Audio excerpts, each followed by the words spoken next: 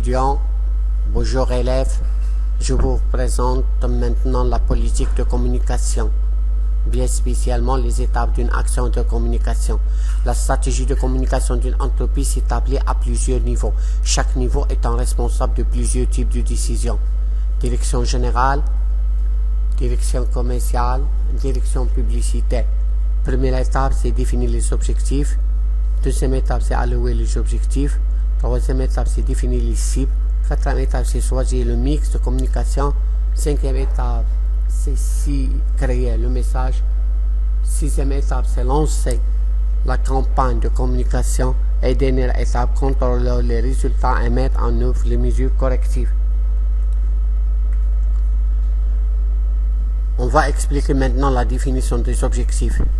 Une action de communication marketing peut poursuivre trois types d'objectifs différents que l'entreprise va chercher à atteindre en parallèle. Il y a des objectifs cognitifs correspondant à l'information du consommateur par l'entreprise, l'objectif principal étant généralement d'accroître la notoriété d'un produit ou d'une marque. Une utile à mesurer que le degré de familiarité des consommateurs pour un produit était le suivant. 40% des consommateurs interrogés déclarent le connaître bien ou très bien. 15% un peu, 10% en avaient vaguement entendu parler et 35% n'avaient jamais entendu parler. Suite à cette étude, la direction de l'entreprise a fixé un nouvel objectif au service marketing, mieux faire connaître le produit, atteindre un taux de connaissance bon ou très bon supérieur à 50% en fin d'année. Maintenant, on va définir les objectifs affectifs. Sont le plus souvent de faire aimer le produit ou la marque et donc d'améliorer son image. Un constructeur automobile obtient pour sa marque une note de jugement global de 9 sur 10.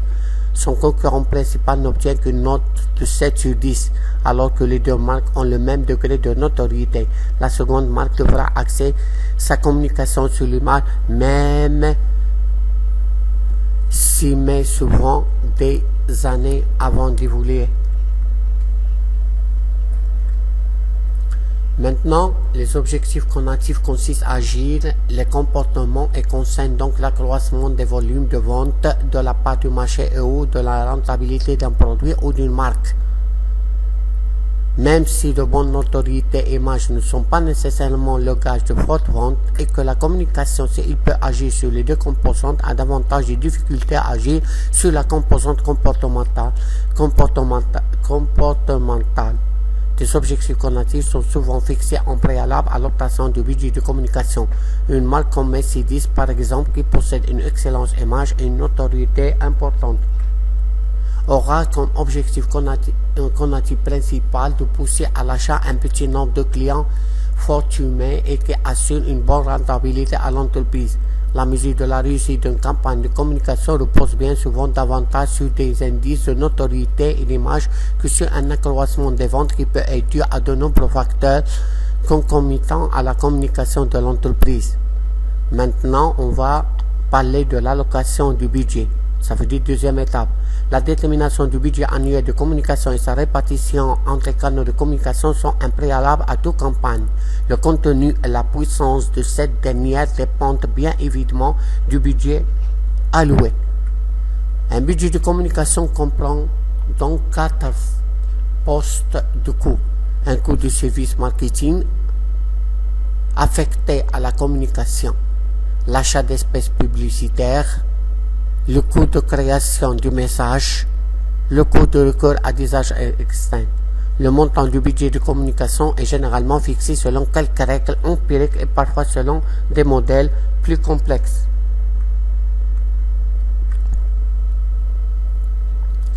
Il y a plus complexe. Il y a des méthodes de ressources, méthodes de pourcentage et méthodes du forfait.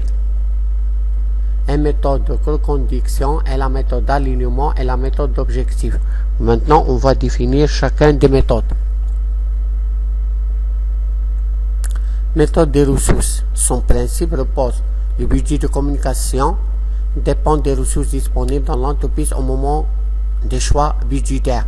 Limite, l'entreprise ne peut communiquer plus du tout quand la situation financière se dégrade, ce qui induit un cercle vicieux. Maintenant, deuxième méthode, c'est la méthode du pourcentage. Le budget de communication est établi selon un pourcentage du chiffre d'affaires prévisionnel fixé à l'avance. Cette méthode considère implicitement que les ventes sont réalisées et que la communication vient ensuite. La méthode du forfait. Le budget de communication est établi selon un forfait, souvent par produit. Le budget des ventes de la provision des ventes et non l'inverse. La méthode suivante, c'est la méthode de reconduction. Le budget de communication est établi en fonction de celui de l'année antérieure. La reconduction tacite empêche toute réflexion sur les objectifs réels assignés à la communication. L'autre méthode, c'est la méthode d'alignement. Le budget de communication est établi en fonction de celui des principaux concurrents. Toutes les entreprises n'obtiennent pas les mêmes résultats avec un budget comparable. La méthode objectif.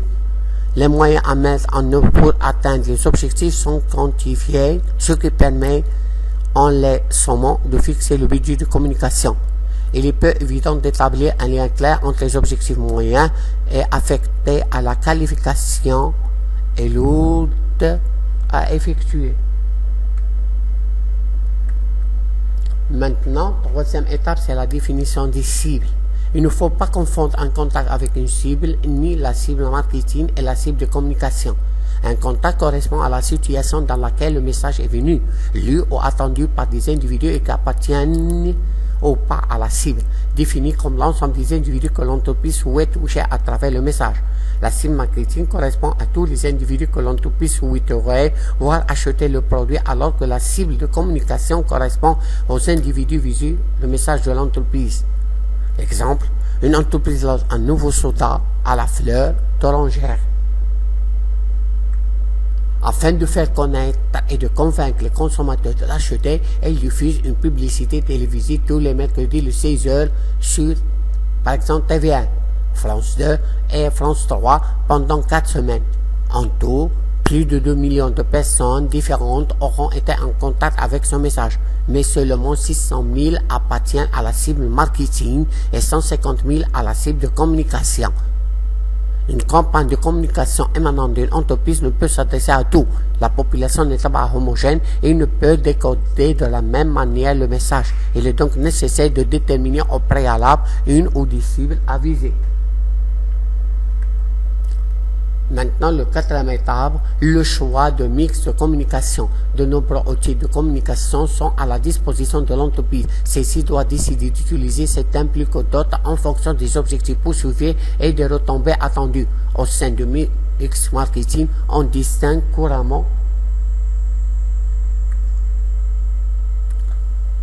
il y a communication média et la consommation hors média. La communication média, c'est la télévision, permet de toucher une audience élevée tout en ciblant de mieux en mieux. Le gros des dépenses est consacré sur quelques chaînes. Par exemple, 50% pour TV1 en France.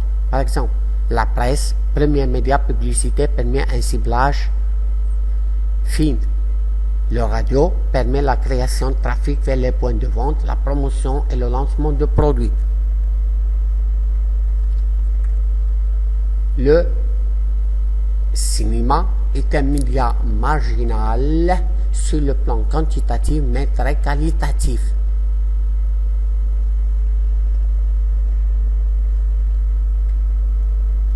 La communication hors média, il y a la promotion des ventes, comprend l'essai gratuit, les réductions temporelles de prix, les primes et cadeaux, la mise en avant des produits, des concours, jeux et loteries et les promotions distributeurs.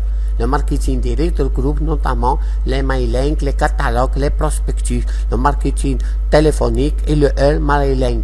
Les relations publiques comprennent les visites d'entreprises, réceptions, cadeaux d'entreprises, voyages touristiques. Le marketing événementiel consiste à la création d'événements par une entreprise dans un but de communication. La communication média publicitaire, il y a l'affichage. C'est un média de masse qui permet la construction rapide de notoriété. Internet est un canal de communication par le biais des sites de marque, des sites généralistes, des sites spécialisés ou sous la forme de bandeaux publicitaires, de fenêtres pop-up.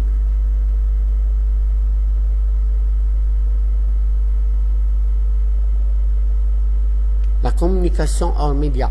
La sponsoring est un vecteur de communication qui permet d'accroître la notoriété et souvent d'améliorer l'image de marque. La bouche à oreille peut être provoquée par l'entreprise dans le but de transformer les consommateurs satisfaits en véritables commerciaux pour la marque. Le mix de communication comprend les outils dont la transformation d'un message est l'objectif unique et les outils pour lesquels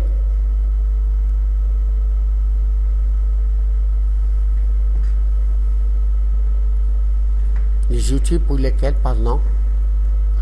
mix de communication comprend les outils dont la transmission d'un message est l'objectif unique et les outils pour lesquels la communication est annexe et passe par des canaux individuels ou impersonnels.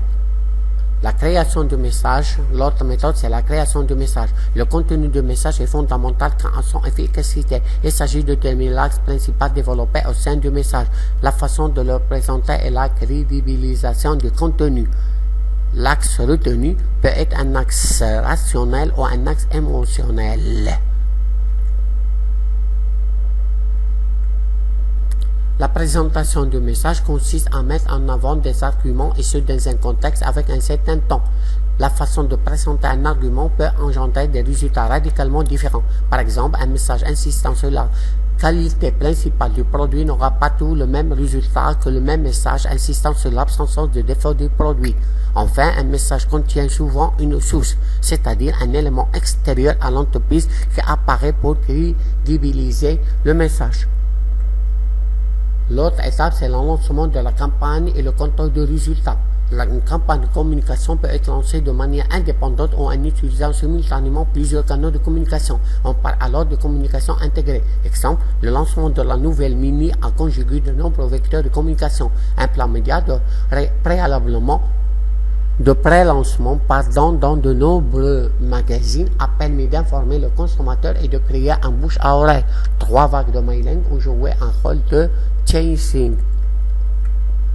Un site internet a été créé, une vague de presse a accompagné le lancement en même temps qu'un événementiel qui a permis l'essai de la nouvelle voiture.